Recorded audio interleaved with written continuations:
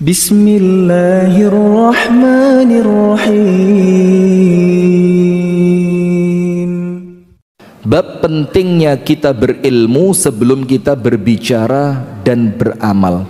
Termasuk yang penting diilmui adalah ilmu tentang rumah tangga. Nah, saya mau tanya dulu, ini dijawab cepat biar ndak membuang waktu. Yang sebelum nikah belajar tentang pernikahan, angkat tangan. 1, 2, 3, 4, 5, 6, 7, 8. Dari 1200 orang cuma 8. Masya Allah. Yang lainnya ilmu katon ya. Ilmu apa?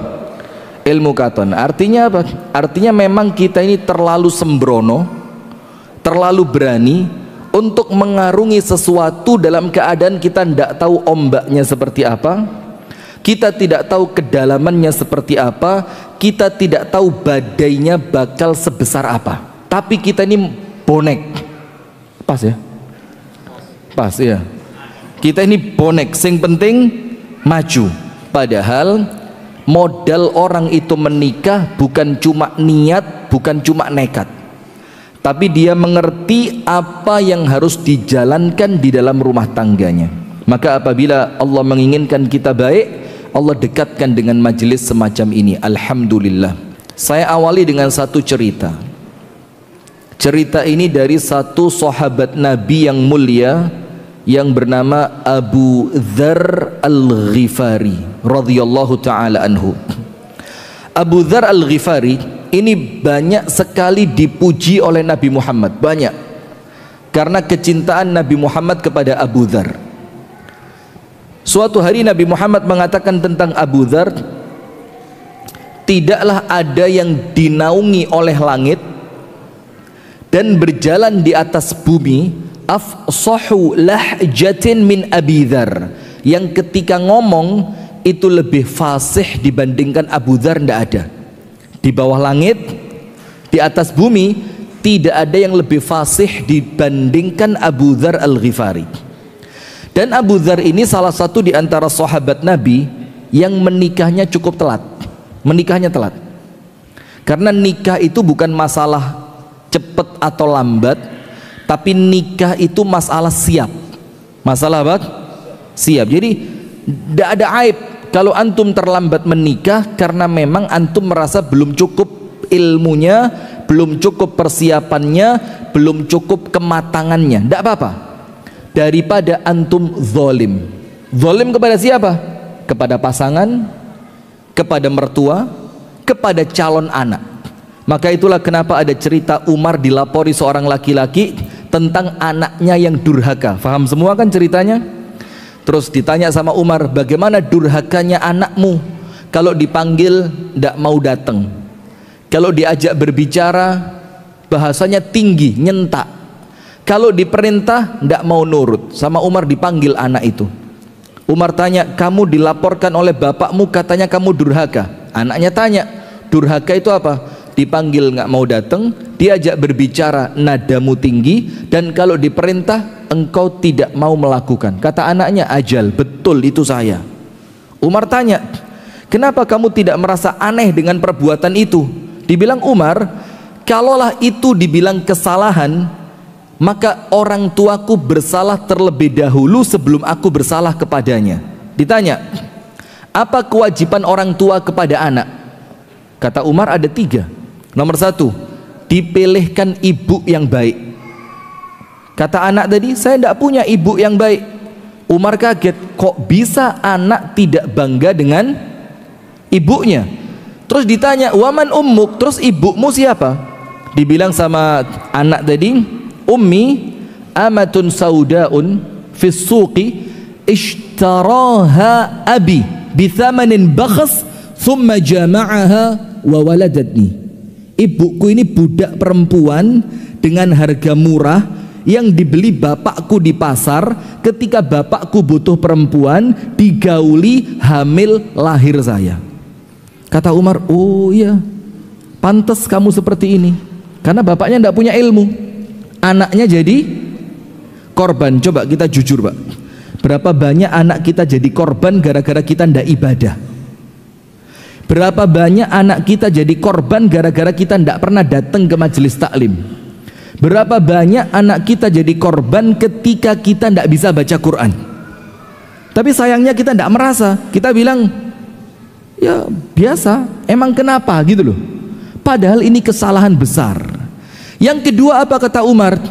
Diberi nama yang baik. Kata anak tadi, saya tidak punya nama yang baik. Umar tanya, wa masmuk, jenengmu sopo? Dibilang, ismi Ju'al, jenengku Ju'al. Ju'al itu kalau bahasa Surabaya kecoa. Namanya anaknya siapa? Kecoa. Dan antum buka dalam kitab Ar-Rahiqul Makhtum, sejarah Nabi. Kenapa orang Arab itu ngasih nama anak-anaknya dengan nama binatang? Punya enggak teman Arab namanya Namir, namanya Asad? Punya? Orang-orang Arab, nama itu kan nama-nama binatang. Karena dalam sejarah orang Arab memberi nama anaknya untuk musuhnya. Jadi dia ngasih nama anaknya untuk siapa? Untuk musuhnya. Jadi kesannya ini anakku nanti yang akan membalaskan dendamku kepada musuhku. Maka dikasih nama yang menyeramkan. Mungkin bapak ini musuhnya wedi kecoa. Akhirnya anaknya dikasih nama kecoa. Kata Umar, ya sudah bas, ente dua ndak dapat, orang tuamu zalim. Yang ketiga apa? An yu'allimahul kitab was sunnah, diurui Quran dan sunnah. Diajari Islam, diajari ibadah, diajari sing genah. Kata anak tadi, abi masyghulun fis suq bi tijaratihi. Ndak bisa, bapakku sibuk meeting, bapakku sibuk teken MOU, bapakku sibuk ngontrol proyek, sampai tidak pernah ngajarin saya. Hati-hati loh Pak. Antum buka di buku pendidikan anak, yang wajib ngajarin anak itu bukan guru tapi orang tua. Hati-hati. Itu kewajibannya siapa? Orang tua. Nah, sudah kata Umar, ya sudah.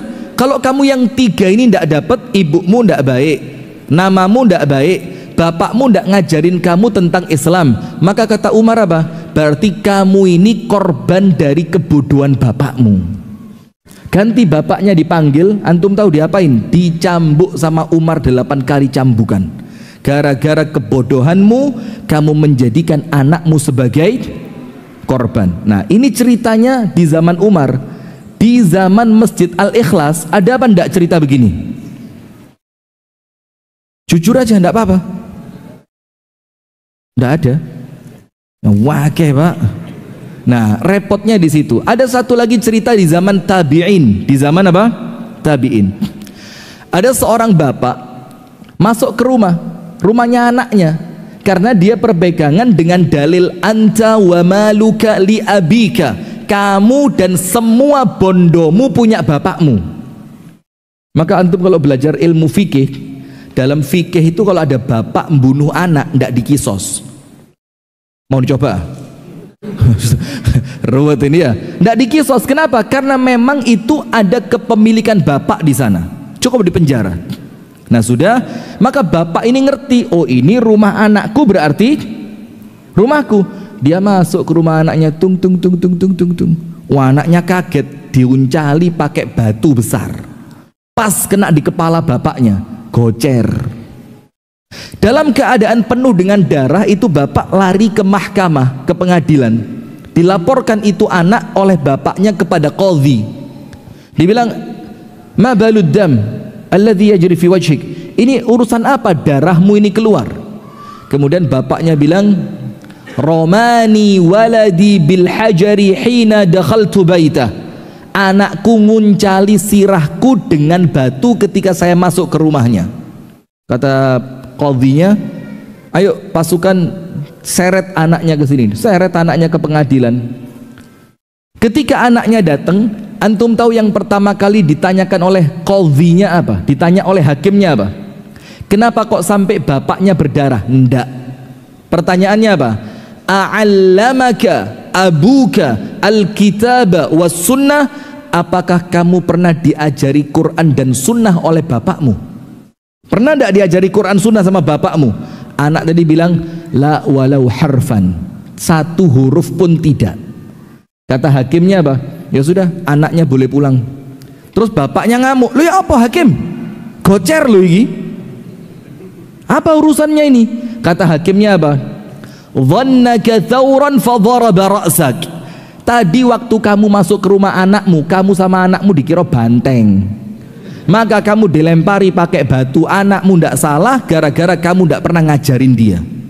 Coba kejadian ndak itu di rumah tangga kita? Anak kita teriak, anak kita di waktu sholat wangel jak-jakane sholat. Istri kita ketika diingatkan untuk berpakaian yang rapi susah. Ketika diajak untuk bagaimana caranya keluar rumah tanpa parfum susah. Ketika diajak kalau keluar ndak usah menor-menor susah. Kenapa? Diawali dari rumah tangga yang tidak dibangun di atas ilmu. Hati-hati. Nah, ceritanya begini. Ketika Abu Dzar Al-Ghifari mau menikah, telat nikahnya telat. Apa yang terjadi? Maka Abu Dzar itu mengumpulkan teman-teman di rumahnya. Terus Abu Dzar mengatakan, "Uriduz zawaj." Wahai konco-konco. Kalau Surabaya panggilannya cak gitu ya. Cak. Cak. Jangan diganti O, cak. Cak. Ini konco-konco, saya mau nikah, kata Abu Dzar. Fabhathuli an dzati din. Carikan saya perempuan model sakarepmu, sing penting ngerti agomo. Lihat Pak, sekelas Abu Dzar masih merasa penting untuk mencari istri yang ngerti agama. Sekelas siapa ini? Abu Dzar. Karena Abu Dzar ngerti kehidupan rumah tangga itu tidak seindah bayangan drama Korea. Ibu-ibu, Bu, nonton drakor, tobat.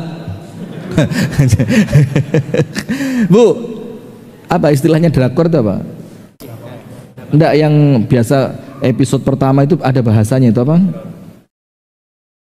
Jangan pura-pura enggak tahu loh Ustaz. Enggak tahu ya.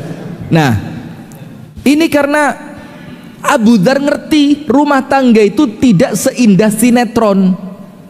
Maka Abu Dzar tahu gelombangnya bakal besar, ujiannya bakal banyak, kesabarannya pasti diuji, didik anaknya pasti berat. Maka Abu Dzar cari siapa yang meringankan itu untukku. Cari perempuan modele bebas, sing penting ngerti agomo. Kalau kita dibalik, agomone bebas, yang penting ayu. Ya, agomone bebas, yang penting soge. Mau dari mana baiknya rumah tangga kita ini? Uang rumah tangga dunia berapa lama sih paling? Ayo, berapa lama paling? Sementara itu kalau kita pindah ke akhirat untuk selama-lamanya, saklawase urip, tidak ada mati setelah itu. Sudah. Maka Abu Dzar bilang, carikan untukku seorang perempuan yang mengerti agama. Temennya ngetes, tidak serius. Ngomong apa? Ya Aba Dzarrin, innali amah sauda dzatudin. Abu Dzar, kalau omonganmu benar, saya punya, kata temennya, seorang budak perempuan berkulit hitam. Dan mohon maaf ya, kalau ngomong budak jangan bayangkan perawan, tidak ada. Dan itu di zamannya bukan aib, karena budak itu halal digauli oleh siapa? Oleh majikannya, oleh tuannya. Maka ketika dibilang amah, perempuan yang seorang budak, maka jangan bayangkan dia masih gadis. Enggak. Dalam keadaan dia adalah seorang budak plus kulitnya hitam tapi ngerti agama. Antum tahu apa kata Abu Dzar? Uriduha, zawijni minha. Saya mau sama dia. Belum, ndak pakai nazor, ndak pakai PDKT, pacaran 15 tahun, ndak pakai, langsung pokok ngerti agama. Uriduha, nikahkan saya sama dia, saya mau sama dia. Nggak pakai nazar Pak.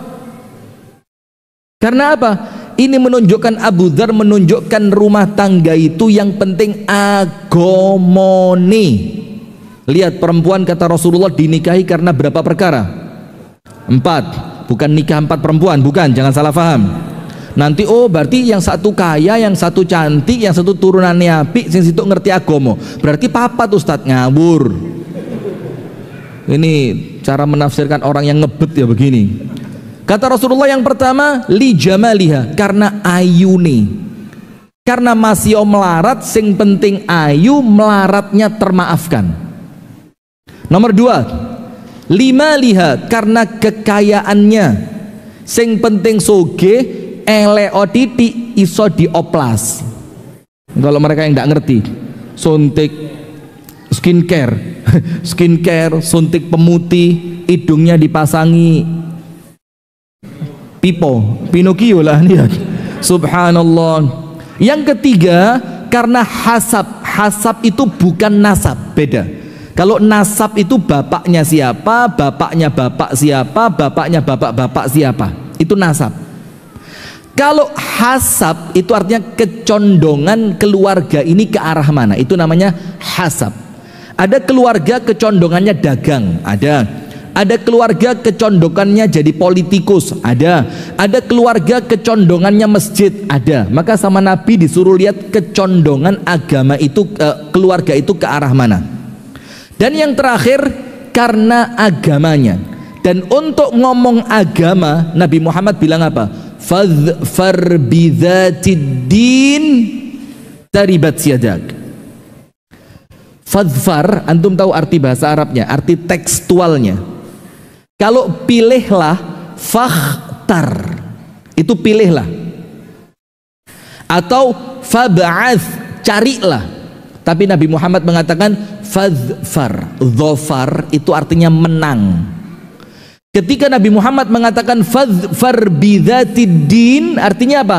Menangkan perempuan yang ngerti agama. Kenapa bahasanya menangkan? Seakan-akan perempuan yang ngerti agama itu diperebutkan banyak orang, dan kalau panjenengan yang dapat maka panjenengan pemenangnya. Jadi digerebutan. Soge gak ngefek pak, gak ngefek. Antum lihat berapa banyak artis-artis soge-soge, yo selingkuh, yo cerai, yo KDRT. Na'udzubillah, a'azzanallahu wa iyyakum ajma'in. Dan Rasul mengatakan pilih yang ngerti agama, maka tanganmu selamat.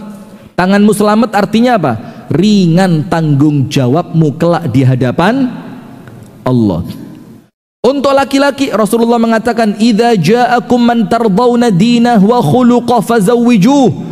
Kalau datang ke rumah kalian seorang laki-laki niat ngelamar anak gadis kalian, laki-laki itu agamane api. Agamane api artinya apa? Agamane api, rukun Islamnya bagus, ndak pernah kelihatan ninggal sholat, ndak pernah kelihatan ninggal poso, itu cukup. Ojo terlalu teliti mau cari di mana Anda, ndak ketemu malaikat di Surabaya, ndak ketemu. Yang penting ketok sholate genah, posone genah, ngaji yo iso. Wa khuluqah, dan baik akhlaknya. Apa standar baik akhlak itu apa? Tidak pernah kelihatan cacat secara budi pekerti. Gak tahu ketok mabuk nek ngarepe wong akeh. Kalau sembunyi itu urusannya Allah ya, kita tidak perlu mengkorek sampai dalam. Tidak pernah kelihatan konangan berzina, tidak pernah kelihatan mencuri. Jadi tidak pernah kelihatan cacat secara moral. Apa kata Rasulullah kalau datang laki-laki semacam itu? Fazawiju, PN dadi mantumu, ojo ditolak. Kalau tidak diterima, takun fitnatun fil ardi wa fasadun kabir. Kalau laki-laki baik tidak diterima dadi mantu, efeknya berat. Akan terjadi fitnah di muka bumi, kerusakan. Akan terjadi fitnah di muka bumi dan kerusakan yang besar. Saya mau tanya, apa urusannya wong lanang api gak dipek mantu, kok urusannya berlanjut sampai fitnah dan rusaknya bumi? Kenapa? Karena al-irqa dassas, getih gak iso diapusi. Iki anake sapa, turunane sapa, bapake api opo elek, mesti kelihatan dari siapa? Anaknya. Maka kalau ada anak mbeweti, wangel dituturi, panjenengan tanya, anake sapa sih le? Nyebut satu nama. Oh alah yo pantes. Pernah begitu ndak? Anake sapa saiki disebut nama ibunya, oh alah ya gak salah lek anake wong iku, iya ndak? Nah maka kalau sampai orang baik ndak diterima, keturunan baik itu akan hilang. Nah sudah, maka Abu Dzar milih perempuan tadi.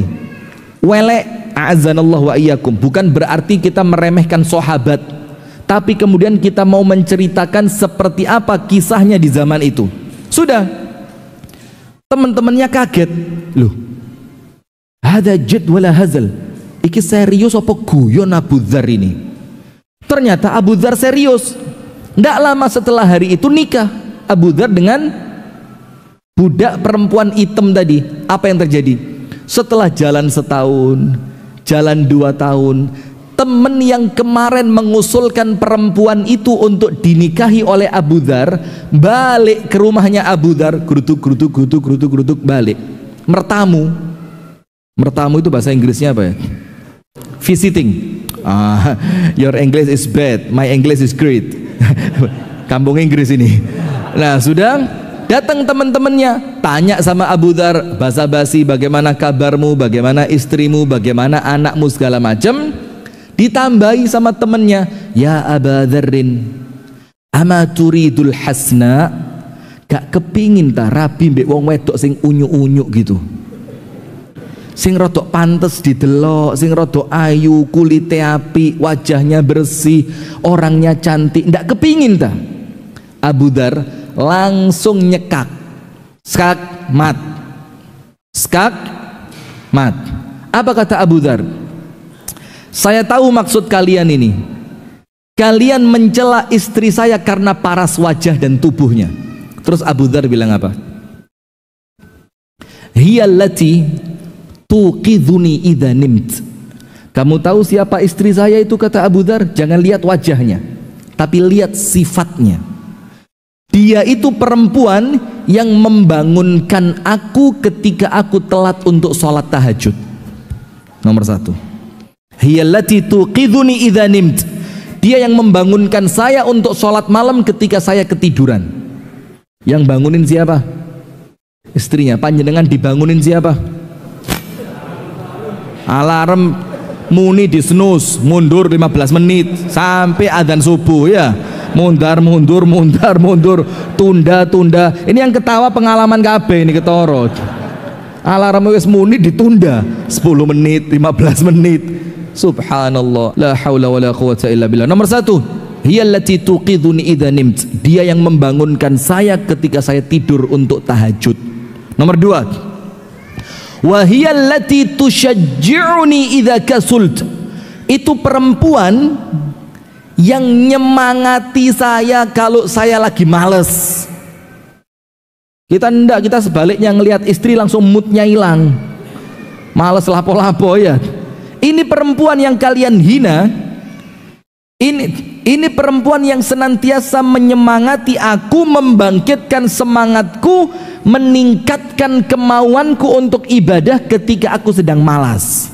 Nomor 2. Nomor 3, wa hiyallati tudzakkiruni idza nasit. Dan itu perempuan dengan agamanya, dia yang mengingatkan aku ketika aku sedang lupa. Terus ditutup sama Abu Dzar apa?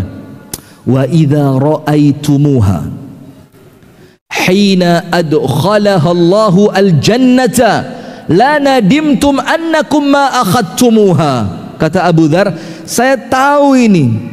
Nanti kalau kalian lihat kecantikan istri saya yang kalian cela sekarang, ketika Allah masukkan dia ke dalam surga, maka kalian akan menyesal kenapa dulu bukan kalian yang menikahi dia.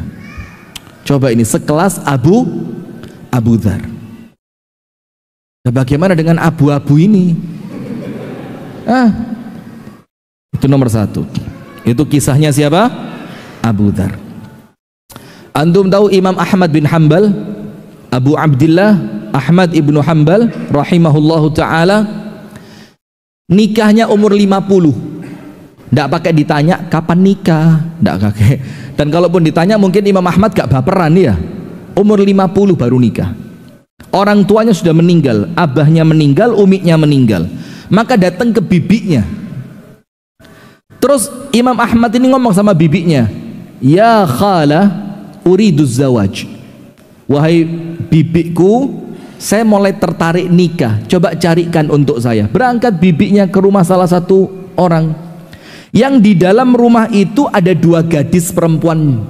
Di rumah tadi ada 2. Ketika bibinya masuk, ditanya sama ahlul bait, "Madza turidin?" Apa yang kamu inginkan? Dibilang apa?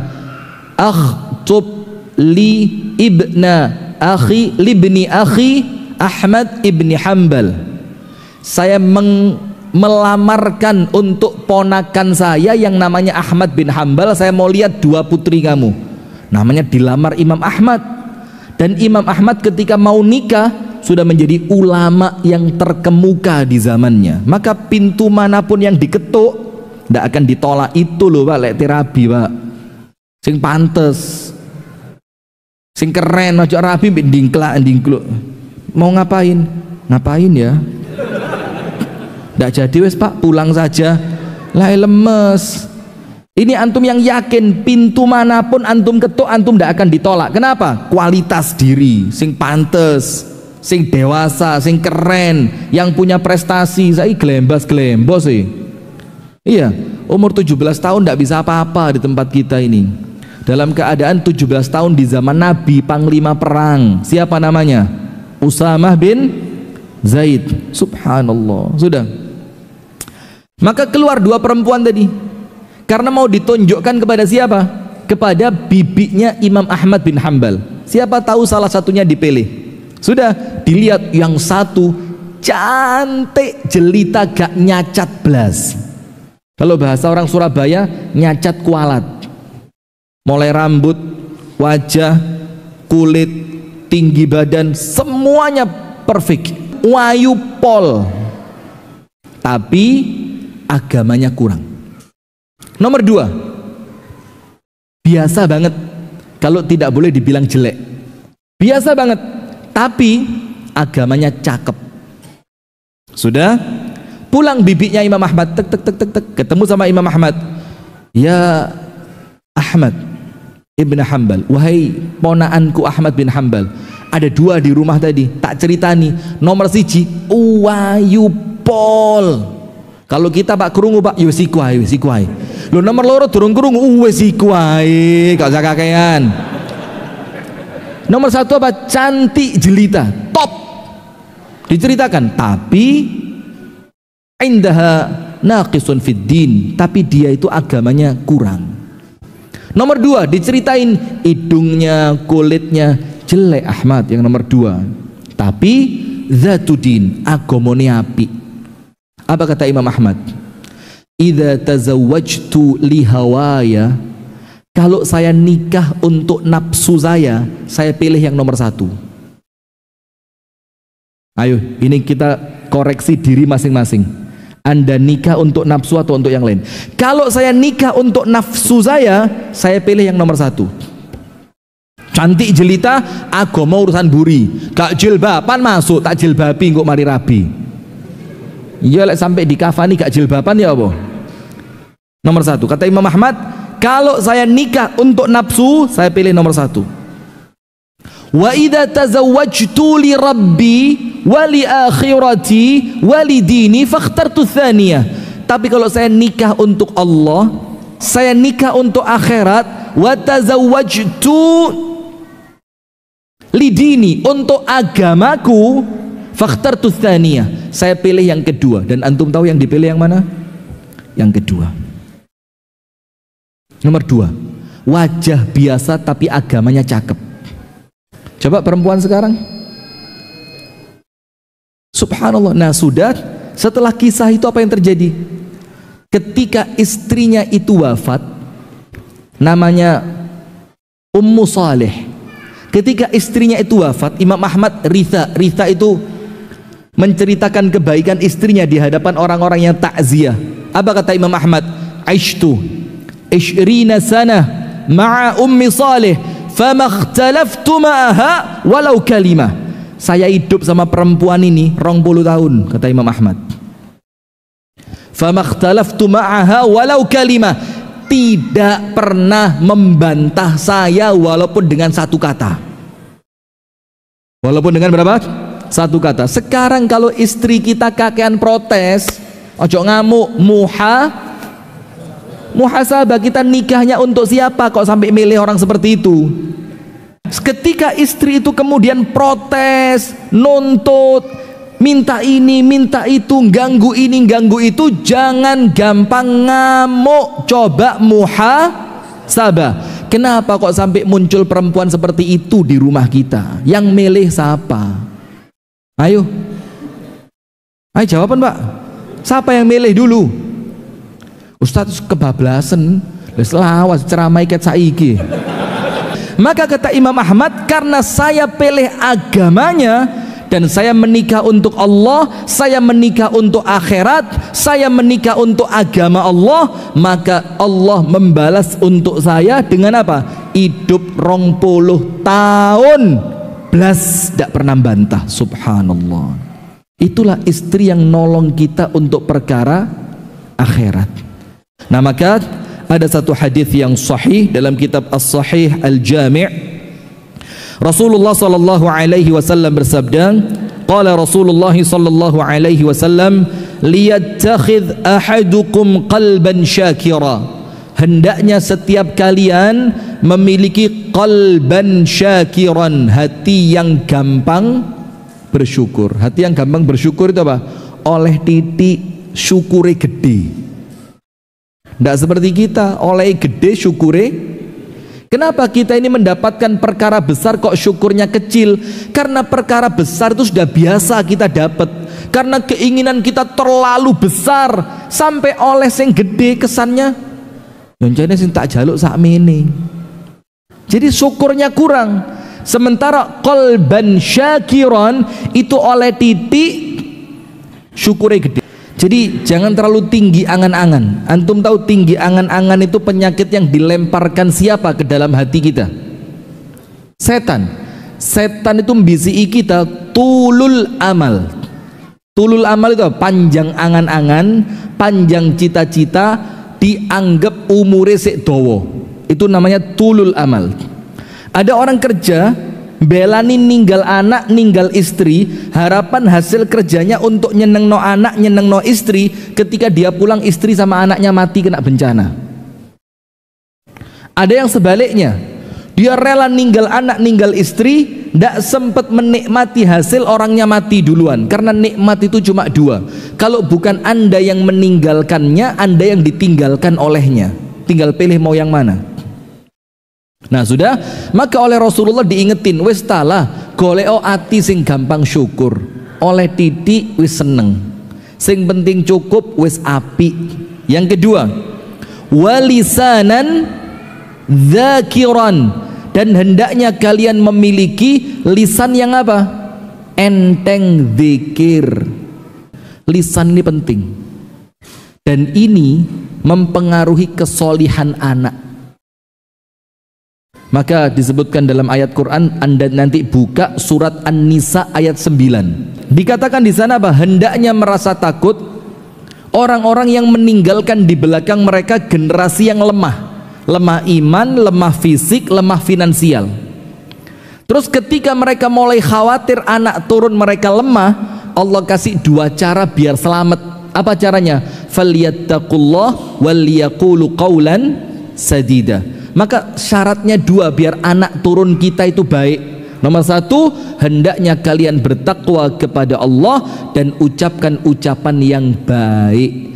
Jadi ucapan yang baik ataupun zikir itu mempengaruhi kesolihan anak kita, mempengaruhi kebaikan rumah tangga kita. Maka sama Nabi dicampur tiga ini. Nomor satu, hatinya gampang bersyukur.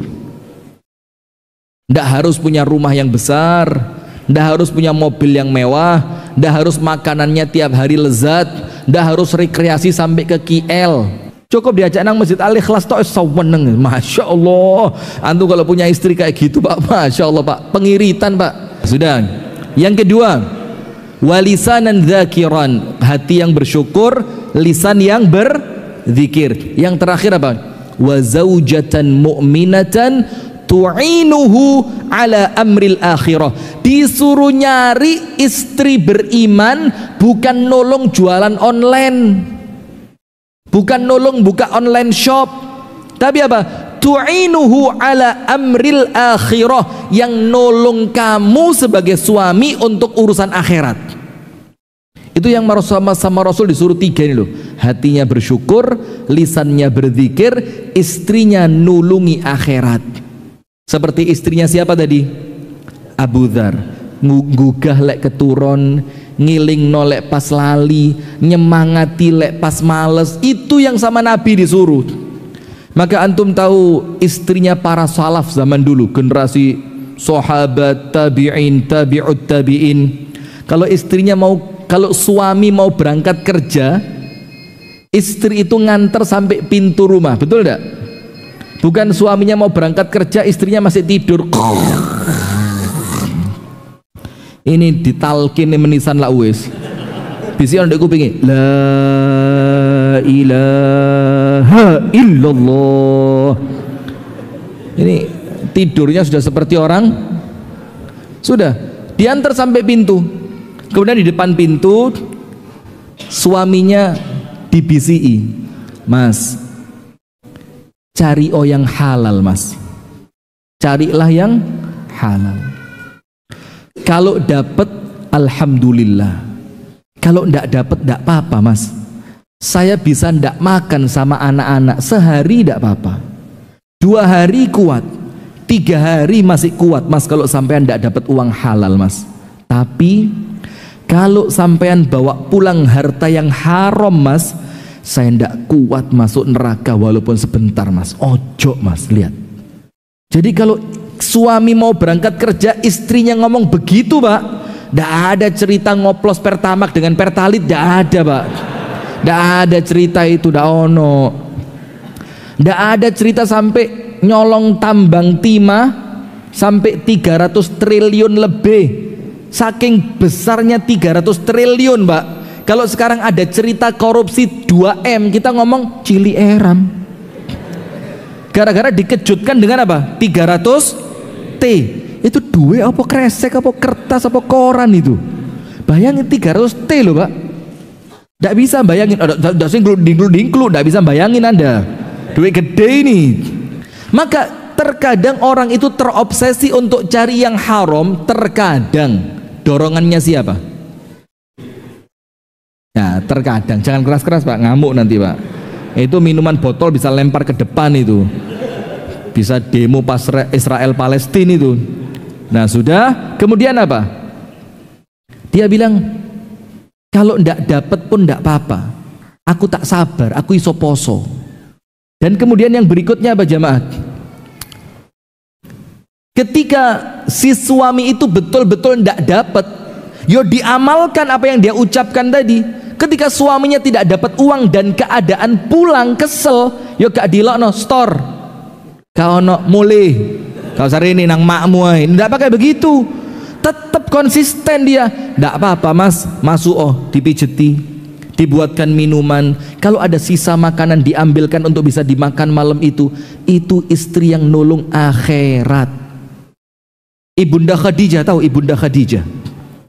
Ibunda Khadijah itu ketika dinikahi oleh Nabi Muhammad itu sempat, a'azanallahu wa iyyakum, ini bukan dalam rangka menghina ya, itu sempat dipakai rebutan oleh pembesar Quraisy. Karena Ibunda Khadijah itu betul umurnya 40, cantiknya Masya Allah, akhlaknya Masya Allah, kewibawaannya Masya Allah, dan uangnya Masya Allah. Lengkap, mau cari apa lagi? Cantik, akhlak baik, kaya, cerdas, pedagang sukses. Nikah sama Nabi. Setelah nikah sama Nabi, berhenti dagangnya. Antum cek dalam kitab sejarah manapun, tidak ada Ibunda Khadijah melanjutkan perdagangan setelah dinikahi Nabi. Tidak ada. Tidak ada. Apa yang dilakukan? Mengabdi untuk suami. Sampai ketika Ibunda Khadijah meninggal, hartanya habis. Antum tahu harta itu habisnya kemana? Untuk dakwahnya Nabi. Subhanallah. Ini loh, masuk surga bareng-bareng itu ketika ketemu pasangan yang model begini. Bukan pasangan yang apa tadi namanya tadi yang lagi rame itu? Velocity. Ini narik nang neraka kayak Velocity ini. Lawang suami kerja, istri ngarepe TikTok. Yes. Apa? Ini perasaan tak ajak nang barongan kok kesambet jin. Ini jin masuk lewat mana? Di ruqyah malah gak mempan. Antum mau berharap apa dari istri yang model begitu? Nah sudah, sekarang antum buka ayatnya. Antum buka dalam Al-Quran surah Ar-Ra'du ayat 20 sampai 24. Surat apa? Ar-Ra'du 20 sampai 24. Itu aja yang kita bahas malam ini. Kalau Anda mau tambah, Anda tambahi surat At-Tur. Surat apa? At-Tur. Mulai ayat 16 sampai 24. 16 sampai 24 itu role model keluarga muslim ideal sedunia sesurga. Ar-Ra'du 20 sampai 24. Saya baca cepat. Alladzina yufuna bi'ahdillahi wa la yanqudhuna al-mitsaq, yaitu orang-orang yang menepati janjinya kepada Allah. Apa janji kita kepada Allah? Apa? Ibadah kepada Allah dan tidak menyekutukan Allah dengan sesuatu apapun. Wa la yanqudhuna al-mitsaq, dan mereka tidak mengingkari janji. Hati-hati Pak, janji itu Pak, ini pertaruhan antara mukmin atau munafik. Dan hati-hati loh ya, munafik itu bukan ringan. Munafik itu tidak ringan. Cirinya orang munafik salah satunya apa? Wa idza wa'ada akhlafa. Kalau berjanji diingkari. Wa idza u'tumina khan. Kalau dikasih amanah khianat. Sementara orang-orang yang iman, yang orientasi rumah tangganya adalah surga, nomor satu, nurut kepada Allah karena kita telah berikrar asyhadu alla ilaha illallah. Yang kedua, tidak pernah mengingkari janji. Meni. Berangkat. Jam 6. Sekarang antum lihat undangan pengantin. Undangan jam 9, mulai jam berapa? Antara yang ngundang sama yang diundang sama-sama ngertinya. Lek diundang jam 9 ini ya kira-kira ngerti lah ya, mulai ini 9:30 paling cepet pisan. Sampai Pak KUA-nya pun ngerti. Ini apa namanya kalau bukan munafik coba? Hati-hati jamaah. Yang kedua, walladzina yasiluna ma amarallahu bihi ayyusal, yaitu orang-orang yang senantiasa menyambung apa-apa yang Allah perintahkan untuk disambung, tidak pernah mutus yang namanya silaturahim. Qati'ur rahim la yadkhulul jannah. Orang yang mutus silaturahim tidak pantas masuk surga. Hadis Bukhari Muslim. Mau apa Anda? Yang belani musuhan mbek mase, adike, ponaane, Pak Dene, mau masuk surga lewat pintu yang mana Anda? Sampai Abu Hurairah itu pernah ngusir jamaah pengajian gara-gara dapat laporan orang yang satu itu bermusuhan dengan pamannya dan belum baik-baikan. Sama Abu Hurairah diusir. Apa kata Abu Hurairah? Saya tidak mau rahmatnya Allah ke majelis ini tertutup gara-gara kamu. Pergi kamu dari majelis saya. Nomor dua, senantiasa menyambung tali apa? Silaturahim.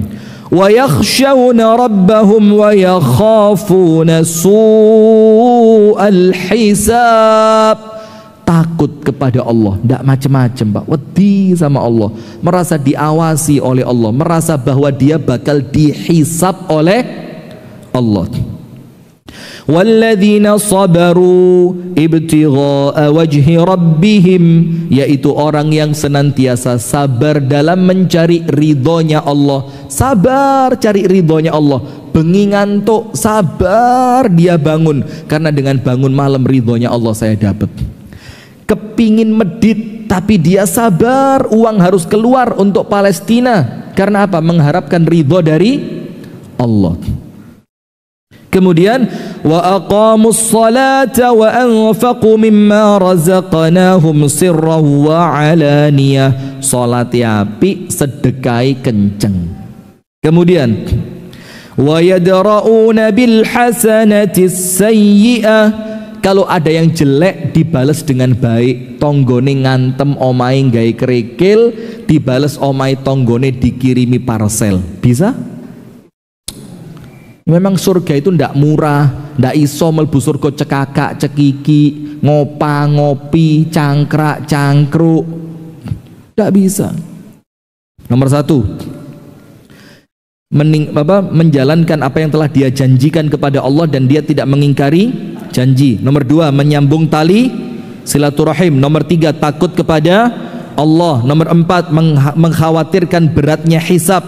Nomor 5, sabar dalam mencari keridhaan Allah. Nomor 6, mendirikan sholat. Nomor 7, menyedekahkan sebagian apa yang Allah berikan. Dan yang ke-8, membalas keburukan dengan kebaikan.